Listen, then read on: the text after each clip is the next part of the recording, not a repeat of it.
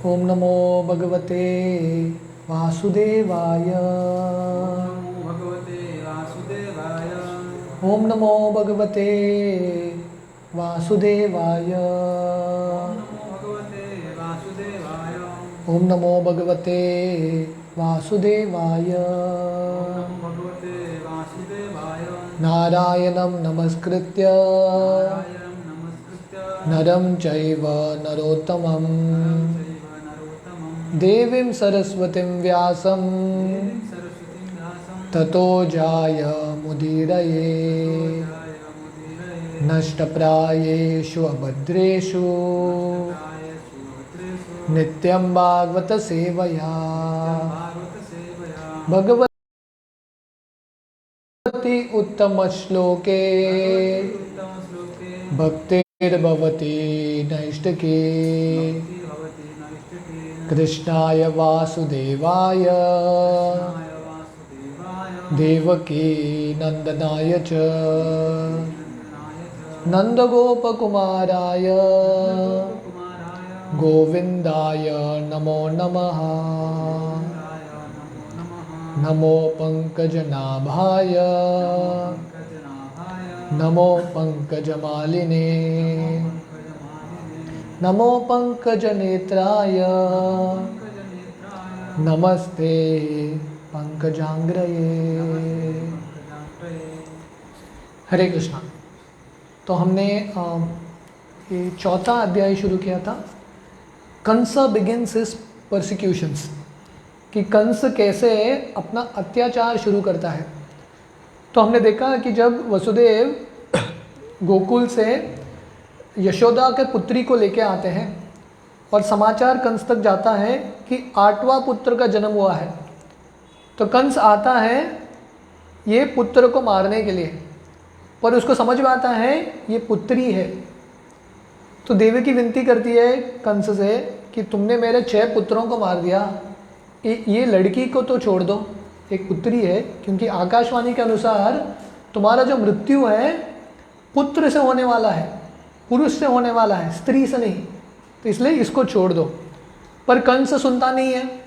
कंस क्या करता है, ये बच्ची को लेके पत्थर पे फेंक के मारने वाला है, पर ये बच्ची उसके हाथ से फिसल के हवा में उड़ती है और दुर्गा बन जाती है। और क्योंकि कंस दुर्गा का आराधना कर रहा था, शक्ति का उपासक था, पर ये दुर्गा कंस को डांटती है। वो बोलती है, you rascal, how can you kill me. तो मुझे मारने का प्रयास कैसे कर रहे हो? तुम्हारा जो तुमको जो मारने वाला पुत्र है, बच्चा है, काल है, वो कहीं और जन्म ले चुका है। ये बोल के दुर्गा अदृश्य हो जाती है। तो कंस ये सुन के और भय लगता है उसको, क्योंकि कंस ने इतना प्लानिंग किया था अपने मृत्यु से बचने के लिए, मृत्यु पे विजय प्राप्त करने के लिए इतना प्लानिंग किया। 6 पुत्रों को मार दिया, तैयार था अभी 8वें पुत्र को मारने के लिए, पर सडन कुछ चेंज हो गया, 8वां पुत्र नहीं पुत्री हो गया।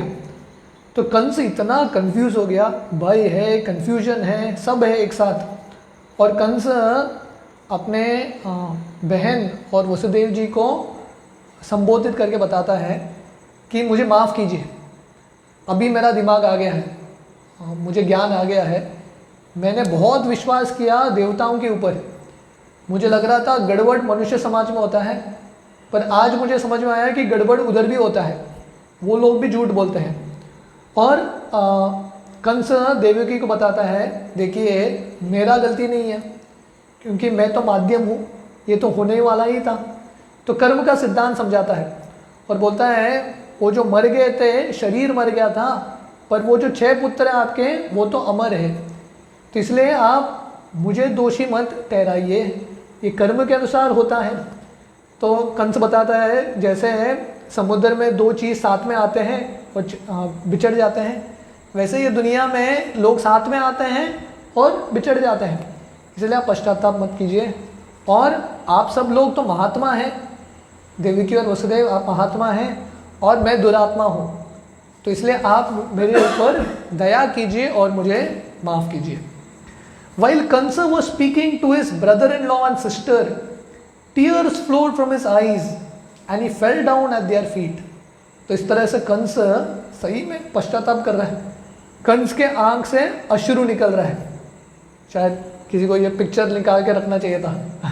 कंस भी रो रहा है, तो इनके पैर पे गिर के माफ़ी मांगता है। Believing the words of Durga Devi whom he had tried to kill, Kansa immediately released his brother-in-law and sister। तो दुर्गा जी के शब्दों पे उसने विश्वास किया और वसुदेव और देवकी को छोड़ दिया। He personally unlocked the iron chains and very sympathetically showed his friendship just like a family member। तो अभी कंस स्वयं जाके पर्सनल सेवा, तो शुरू हुआ था पर्सनल सेवा से, देवकी का रथ चला रहा था शादी के बाद, और वो पर्सनल सेवा भूल गया, असुर बन गया, और अभी फिर से उसको ये भाव आने लगा। तो इसलिए भागवतम में वर्णन आता है, यशास्ति भक्तिर भगवती अकिंचन सर्वेर गुणैस्तत्र समासते सुरा हरव अभक्तस्य कुतो महद गुना मनोरथे नास्ति धावतो बहि। जो अभक्त है कंस जैसे, कभी अच्छा रहेंगे कभी बुरा रहेंगे, कुछ गारंटी नहीं है कौन सा कलर आएगा। इंग्लिश में बोलते हैं चमेलियन, कलर बदलता रहता है। वैसे ही कंस का कलर बदल रहा है। हाँ, पहला अच्छा था, फिर से क्रूर बन गया, अभी फिर से अच्छा बन गया, और फिर से दोस्त की बाती, रिश्तेदार के बाती देवकी और वसुदेव को छोड़ देता है। When Devaki saw her brother so repentant, she also became pacified and forgot all his atrocious activities against her children। तो देवकी, ये भक्त का हृदय होता है। उनके सामने कंस ने इतना अत्याचार किया, 6 पुत्रों को मार दिया, पर देवकी देखती है कि कंस का परिवर्तन हुआ है। तो भक्त हमेशा दूसरों को और एक अवसर देना चाहते हैं, जैसे भगवान बार बार अवसर देते हैं उनके पुत्रों को, वैसे ही भक्त बार बार अवसर देते हैं। ठीक है, अनदर चांस, और एक बार। तो देवकी को लग रहा है कि कंस सुधर गया, तो देवकी माफ़ कर देती है कंस को। Vasudev also forgetting all past incidences spoke smilingly with his brother in law. तो वसुदेव जी भी हंस के मुस्कुरा के कंस से बात कर रहे हैं। तो हमने देखा कि ये वसुदेव का खासियत है, गंभीर परिस्थिति में मुस्कुराना। जब चीज़ अच्छा चल रहा है कोई भी मुस्कुरा सकता है, पर गंभीर परिस्थिति में जो मुस्कुराता है उसको महात्मा बोलते हैं। श्रील प्रभुपाद लिखते हैं, who is a great person? The greatness of a man is estimated by one's ability to tolerate provoking situations. तो अलग अलग विपरीत परिस्थिति में जो सहन करता है और संतुष्ट रहता है, ही सैटिस्फाइड, तो ऐसा व्यक्ति महात्मा है। तो वसुदेव जी इतना होके भी कंस को माफ करके कंस से सुंदर शब्दों से बात करते हैं। Vasudeva told Kansa, my dear fortunate brother in law, what you are saying about the material body and the soul is correct. तो वसुदेव जी बता रहे हैं कंस को कि मेरे भाग्यवान कंस, आप जो बता रहे हैं आत्मा के बारे में और शरीर के बारे में सत्य है। Every living entity is born ignorant, understanding this material body to be his self. तो जब आत्मा का ये शरीर में प्रवेश होता है तो अज्ञान शुरू होता है, और अज्ञान का पहला लक्षण है ये शरीर को स्वयं मानना। तब बच्चे का जब जन्म होता है, हैप्पी बर्थडे बोल के बच्चे को इतना प्रेम देते हैं, बच्चा भूल जाता है मैं कौन हूँ। भागवतों में वर्णन आता है, जब माँ के गर्भ में रहता है हर एक शिशु भगवान से प्रार्थना कर रहा है कि भगवान मुझे ये बंधन से छुटकारा दे दो, ये माँ का गर्भ सही स्थान नहीं है, बाहर आते ही मैं भक्ति करूँगा। पर बाहर आके माया उसको ऐसा पकड़ लेती है, भक्ति भूल जाता है, वो कौन है भी भूल जाता है, अपना शरीर मान लेता है। तो इसलिए वसुदेव जी बता रहे हैं, every living entity is born ignorant. तो हर एक व्यक्ति का जो जन्म है कैसा होता है? अज्ञान में होता है। ओम अज्ञानतिमिरन्धस्य ज्ञानांजन शलाकया चक्षुरुन्मीलितं येन तस्मै श्री गुरवे नमः। तो गुरु का काम है ये अज्ञान को दूर करना। जैसा अंधकार होता है, अंधकार में टॉर्च लाइट जलाते हैं, अंधकार को दूर करता है। तो गुरु का कर्तव्य है अज्ञान को दूर करना। और गुरु पहला चीज़ क्या बताते हैं कि आप शरीर नहीं हैं, आप आत्मा हैं, और आत्मा का स्वभाव है भगवान का दास बनना।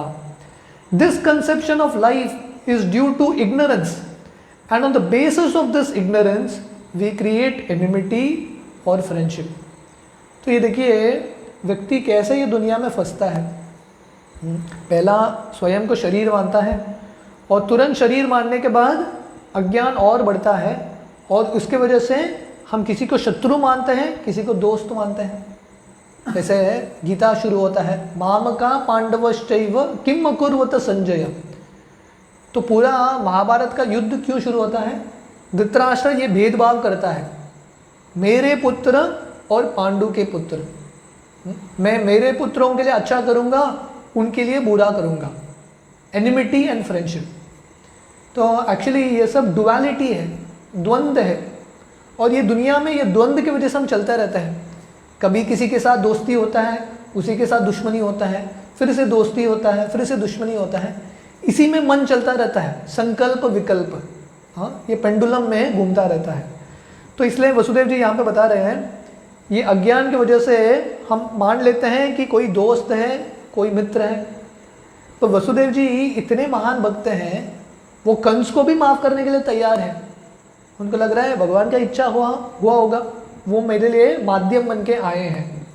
Lamentation, jubilation, fearfulness, envy, greed, illusion, madness are different features of our material concept of life. तो ये सब अज्ञान की वजह से अलग अलग चीज़ हमको अनुभूति होता है। कभी शोक होता है, कभी आनंद होता है, कभी भय लगता है, कभी ईर्ष्या लगता है, कभी लोभ होता है, कभी मोह होता है, कभी पागलपन होता है। तो ये सब चीज़ चलता रहता है, काम, क्रोध, लोभ, मोह, मद, मत्सर्य।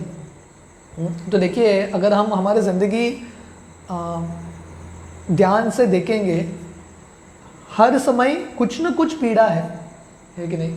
परिस्थिति बदलता रहता है, कभी किसी के प्रति ईर्ष्या उठता है, कभी किसी के प्रति क्रोध उठता है, कभी भय उठता है, कभी मोह उठता है, अलग अलग ये भावना आते रहता है। तो इस तरह से व्यक्ति फंसता रहता है ये दुनिया में। पर इसका जड़ कारण क्या है? ये सब चीज़ों का, काम, क्रोध, लोभ, मोह, मद, मत्सर, जड़ कारण है अज्ञान। और अज्ञान किसका? हम भूल गए हैं हम आत्मा है, ये शरीर मान के चल रहे हैं, और ये शरीर की मेंटेनेंस के लिए ये सब पैकेज होता है। दूसरों के साथ ईर्ष्या करो, दूसरों के साथ क्रोध करो इत्यादि। A person influence like this engages in enmity due only to the material body.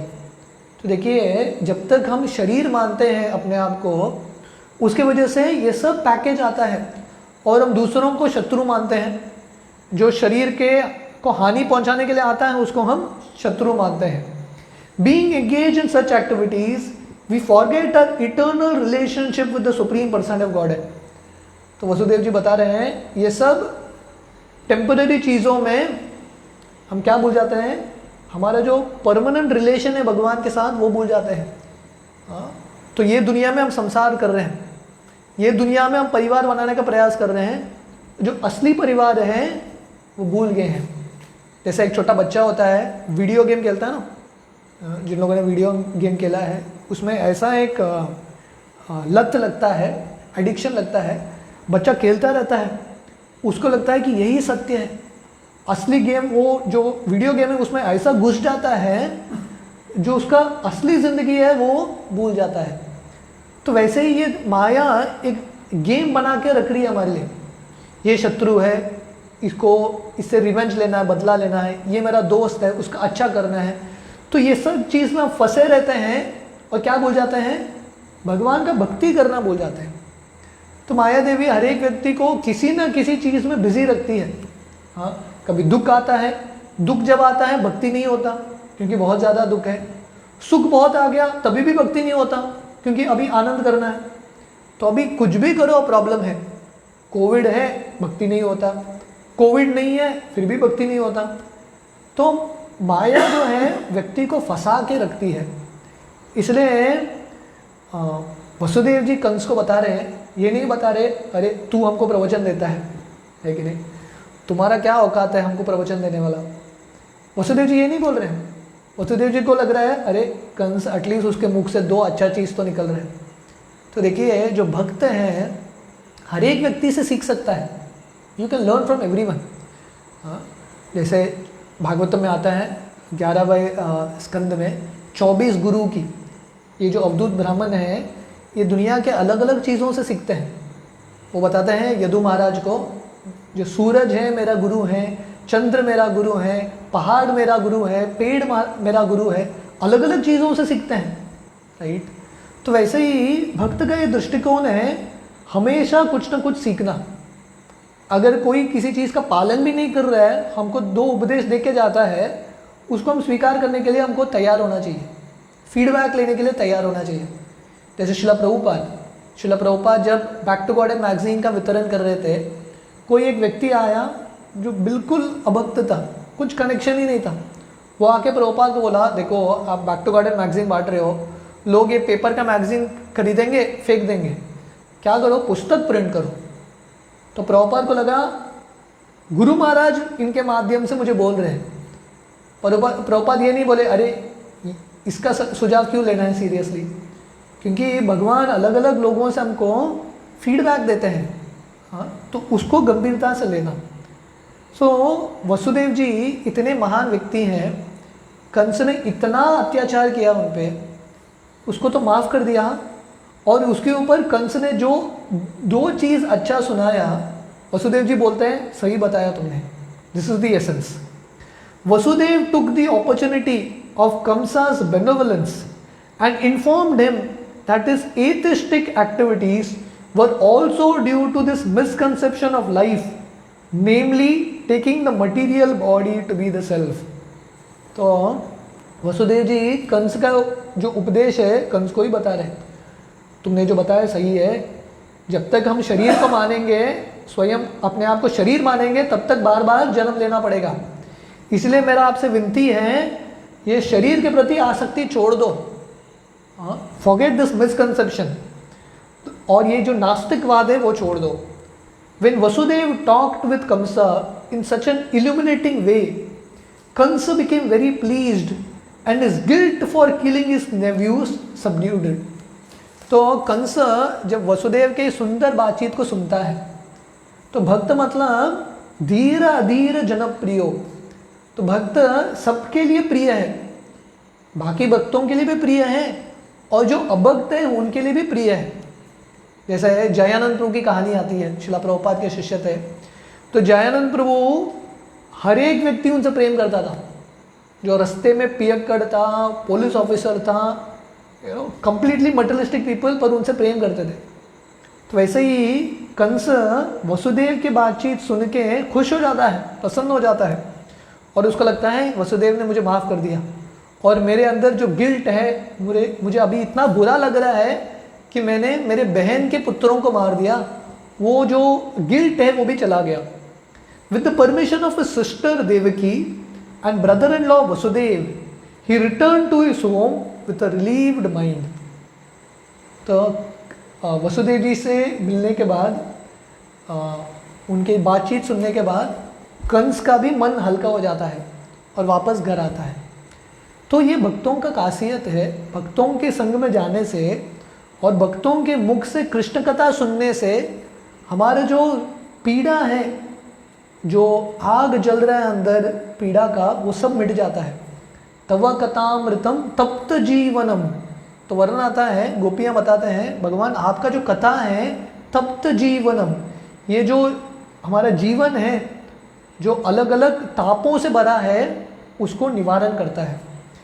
तो वसुदेव जी का सुंदर जो उपदेश है कंस का भी हृदय को परिवर्तन करता है, एटलीस्ट टेम्पररी थोड़ा चेंज होता है।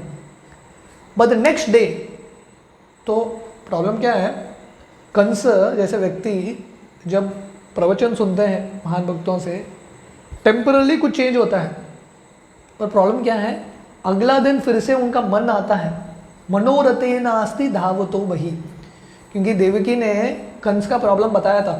कंस का प्रॉब्लम क्या था, देवकी बताती है तुम एक्चुअली अच्छे हो, पर क्योंकि तुम्हारा संगति गलत है इसलिए तुम ऐसा बन गए हो। तो कंस वसुदेव का संग करता है, शुद्ध भक्तों के संग में उसका थोड़ा लक्षण उसके अंदर भी आता है, अच्छे गुण आते हैं, पर अगला दिन फिर से क्या करता है, बुरे संग में ही रहता है। But the next day Kansa called all his counsellors together and narrated to them all the incidences that had happened the night before. एक दिन ठीक था, कंस भूत उतर गया था उसका, पर अगला दिन फिर से आ गया। क्यों? क्योंकि अगला दिन सुबह वो फिर से अपने मिनिस्टर्स को बुलाता है और बताता है क्या क्या हुआ। मैं गया था 8वें पुत्र को मारने के लिए, पर वो पुत्र नहीं था, पुत्री थी, और मुझे गाली दे के निकल गई। तो ये कंस बताता है, all the counsellors of Kansa were demons and eternal enemies of the demigods, so they became depressed upon hearing their master speak of the night's events. तो कंस के जितने भी दोस्त थे वो सब भी असुर थे, देवताओं के विपरीत थे। इसलिए ये सब सुन के इन सबको बहुत बुरा लगता है कि हमारे स्वामी के साथ ये हो गया, इतना बड़ा धोखा, इतना बड़ा अन्याय। And although they were not very much experienced और learned, they began to give instructions to Kansa as follows. तो हालांकि उनको अनुभव भी नहीं है, ज्ञान भी नहीं है, पर वो अपना प्रवचन देने लगे, आप सुनो, हमारा प्रवचन सुनो। तो ये दुनिया में हर एक व्यक्ति तैयार है कुछ न कुछ बोलने के लिए, सजेशन हर एक व्यक्ति देने के लिए तैयार है। तो महानता है ये जानना हमारा स्तर क्या है, व्हाट इज आवर लेवल। इसलिए जब चैतन्य महाप्रभु अपने गुरु महाराज से मिलने के लिए जाते हैं ईश्वरपुरी, तब उनके गुरु जो हैं ईश्वरपुरी उनको बताते हैं, आप मूर्ख हो, आप वेद समझ नहीं पाओगे, आप महामंत्र का जप करो। और चैतन्य महाप्रभु स्वीकार करते हैं, हाँ मैं मूर्ख हूँ, गुरु के सामने मैं मूर्ख हूँ। तो जो महान व्यक्ति हैं स्वयं को तुच्छ मानते हैं, और जो तुच्छ व्यक्ति हैं स्वयं को महान मानते हैं, और उनको लगता है मैं भी कुछ उपदेश दूंगा, मैं भी सलाह दूंगा। तो ये बहुत इंपॉर्टेंट है कि हम किसके संग में रहते हैं, जैसा संग वैसा रंग। हम गलत लोगों के संग में आएंगे, निश्चित रूप से हमारा मन बदल जाएगा। जैसे हम कल डिस्कस कर रहे थे, कई एक्चुअली भगवान राम की भक्त है, पर मंत्रा का संग करती है। और क्या करती है? हृदय खोल के, कान खोल के मंत्रा से सुनती है, वहाँ से उसका सब प्रॉब्लम शुरू होता है। तो हम किससे सुनते हैं वो इम्पॉर्टेंट है। तो इसलिए हमको सुनने में, सुझाव लेने में सिलेक्टिव होना चाहिए। We should be very selective. जैसे हमने बचपन में ये कहानी सुना है बंदर और मगरमच्छ का, सुना है? एक बंदर था जो एक मगरमच्छ से दोस्ती बनाता है, और एक दिन मगरमच्छ बोलता है बंदर को, चलो मेरे घर, मेरे वाइफ ने बहुत बड़ा फीस्ट बनाया है, आ जाओ। तो बंदर ये मगरमच्छ के पीठ के पीछे बैठता है, ऊपर बैठता है, और नदी के अंदर चलता है ये मगरमच्छ। और बीच नदी में मगरमच्छ बोलता है, मैं तुमको एक न्यूज़ देना चाहता हूँ, आज को फीस्ट है, तुम ही हो, तुमको ही हम खाने वाले हैं फीस्ट के रूप में, क्योंकि मेरे जो पत्नी है उसको बंदर का हृदय बहुत अच्छा लगता है, उसका फेवरेट डिश है बंदर का हृदय। तब बंदर को समझ में आता है ये तो मगरमच्छ डेंजरस है, तो बोलता है ये पहले क्यों नहीं बताया। हम बंदर क्या करते हैं, हृदय ना पेड़ के ऊपर रखते हैं, जब बहुत ज़रूरत है तभी लेके आते हैं। तो ये जो मगरमच्छ है डर गया, उनकी पत्नी का डर था, उसका दिमाग चलना बंद हो गया, तो वापस लेके जाता है पेड़ के पास, और बंदर चला जाता है। तो इसलिए हम किसको हृदय देते हैं वो इम्पॉर्टेंट है। कंस वसुदेव से सुनता है, पर उसका विश्वास किस पे है? अपने दोस्तों पे है। साधुओं का संग करता है, पर साधुओं पे विश्वास नहीं है। इसलिए हम हमेशा दो आवाज़ सुनेंगे, साधुओं का आवाज़ और हमारा मन का आवाज़, ये दुनिया का आवाज़, और दोनों विपरीत होता है, बोथ आर ऑपोजिट्स। हम किसका सुने उस पर निर्भर करता है हमारा दिशा क्या होने वाला है ज़िंदगी का, और हमारी ज़िंदगी का दशा क्या होने वाला है। दोनों निर्भर हैं हम किस पे विश्वास करते हैं। कंस को संग मिला वसुदेव जी का, पर उसने विश्वास किया अपने दोस्तों का। तो ये सब दोस्त जो सब असुर हैं वो मिलके कंस को उपदेश देते हैं। Dear sir, let us now make arrangements to kill all the children who were born within the last 10 days in all towns countries, villages and pasturing grounds. तो बताते हैं कंस ऐसा हार मत मान जाओ, आप अगर ऐसा नॉन वायलेंट अहिंसा का पालन करोगे कैसा चलेगा, आपका रोटी कैसा चलेगा, हमारा कैसा चलेगा। तो इसलिए क्या करना है, हमारे पास आइडिया है। दुर्गा जी ने क्या बताया, आपका जो काल है कहीं और जन्म ले चुका है, मतलब उन्होंने कैलकुलेशन किया 10 दिन पहले कहीं जन्म ले चुका है वो। तो हम क्या करेंगे, जो भी बच्चा गांव में, नगर में, खेती में, जो भी बच्चा 10 दिन के अंदर जन्म लिया हो वो सब बच्चों को मार देंगे। कैसा लगा आइडिया, है कि नहीं? तो कंस बहुत इंप्रेस हो गया। वसुदेव का सजेशन में दम नहीं था, इसमें दम है, एक्शन है इसमें। Let us execute this plan indiscriminately. तो देवताओं ने अपना चाल चलाया, आपको धोखा दिया, हम अभी दिखाएंगे हम भी कम नहीं हैं। We think that the demigods can not do anything against us if you perform this atrocities. तो हम ये करेंगे, सब बच्चों को एक साथ मार देंगे। They are always afraid of fighting with us and even if they wish to check our activities they will not dare to do so. तो ये सब मित्र आके बोलते हैं आप चिंता मत करो, देवता हमसे डरते हैं, कुछ नहीं करेंगे, और कुछ करेंगे फिर भी हम अपना कार्य सफल करके ही रहेंगे। Because of the immeasurable strength of your बो दे फियर यू। तो बोलता है कि कंस आपको उनसे क्या डर, वो आपसे डरते हैं। Indeed we have practical experience that whenever you stood with them and began to shower your arrows on them they immediately began to flee in all directions just to save their lives. बोलते हैं आप शायद भूल गए होंगे पर हमको याद है, जब आप सामने आते हैं देवता के, देवता भाग जाते हैं आपका अस्त्र देख के, तो इसलिए आप भाई छोड़ दो। तो इसको बोलते हैं pep talk, motivational talk. Motivation देता है, झगड़ा करो हम हैं आपके साथ, आप आगे बढ़ो हम हैं पीछे। तो इस तरह से मोटिवेट कर रहे हैं। Many of the demigods were unable to fight with you and they immediately surrendered themselves unto you by opening their turbans and the flags on their head। तो बोलते हैं हमारा अनुभव है कि आप जब देवताओं से झगड़ा करते थे वो सब आके आपका शरण लेते हैं। तो हालांकि कंस एक्चुअली बहुत भय में है अभी, क्योंकि भय उसका बहुत अंदरूनी चला चुका है। जब काल का नोटिस आता है हम किसी चीज़ को हम रोक नहीं सकते, मारे कृष्ण राके कृष्ण मारे के। तो कंस को भय था, पर ये लोग कंस के भय को दूर करने का प्रयास कर रहे हैं। With folded hands they begged you to spare them and said, my lord we are afraid of your strength, please release us from this dangerous fight. तो ये बताते हैं कि हमने देखा है स्वयं के आंखों से, जब आप देवताओं को मारने का प्रयास करते हैं वो सब आपके पैर गिरते हैं और माफ़ी मांगते हैं।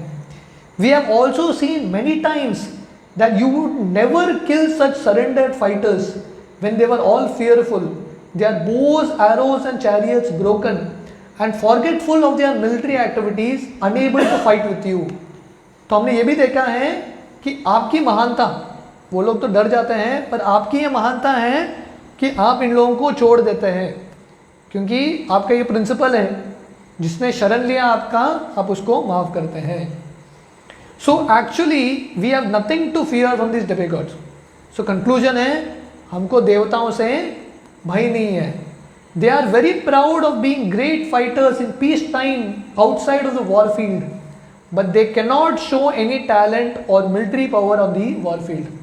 तो देवता ये सब अलग अलग ट्रिक कर सकते हैं, आपका प्लान चेंज कर सकते हैं, आपको निराश कर सकते हैं, पर एक्चुअली रणभूमि में हमने देखा है अपने आंखों से आप ही विजयी होते हैं। Also lord Vishnu, lord Shiva, lord Brahma are always ready to help the demigods headed by Indra, we have no reason to be afraid of them. तो बोलते हैं देवताओं से तो भय नहीं है, क्योंकि हमने देखा आपका ट्रैक रिकॉर्ड, बहुत बार आपने ये देवताओं को हराया। पर कोई बोलेगा पर देवताओं का शरण लेने के लिए विष्णु हैं, शिव जी हैं, ब्रह्मा जी हैं, उनका क्या करें? तो इनके पास ये भी रिप्लाई है, कंस पूछने से पहले ये लोग उत्तर देते हैं, इन तीनों से भी हमको भय नहीं है। क्यों? As far as lord Vishnu is concerned he has already hidden himself in the heart of all living entities and he cannot come out. तो देवताओं से तो भय नहीं है, क्यों? क्योंकि आपने ऑलरेडी बहुत बार परास्त किया है। विष्णु से भी भय नहीं है, क्यों? क्योंकि विष्णु ऑलरेडी चुप गए हैं सबके हृदय में परमात्मा के रूप में, और वहाँ से निकलते नहीं है, इतना भय है उनको, तो वो क्या करेंगे? वो तो कुछ नहीं करने वाले। As far as Lord Shiva is concerned, he has renounced all activities, he has already entered into the forest. तो शिव जी का भी टेंशन नहीं है हमको, क्योंकि सब छोड़ के वन चले गए, कैलाश में बैठ गए, तो उनका भी टेंशन नहीं है। And Lord Brahma is always engage in different types of austerities and meditation. और ब्रह्मा जी का टेंशन ही नहीं है, क्योंकि हमेशा भक्ति करते रहते हैं, ध्यान करते रहते हैं, आँख खोलते ही नहीं है, तो इसलिए उनका भी टेंशन नहीं है। And what to speak of Indra, he is a strong in front of your strength. और इंद्र का क्या बोलना, वो तो एक घास के तिनके की तरह है, फूक मारो भाग जाएगा। Therefore we have nothing to fear from all these demigods, इसलिए हमको किसी से भय नहीं है। But we must not neglect them because the demigods are our determined enemies। हमको उनसे भय नहीं है, पर सावधान रहना है, क्योंकि वो हमारे शत्रु हैं। We must be careful to protect ourselves, to root them out from their very existence। We should engage ourselves in your service and be always ready for your command।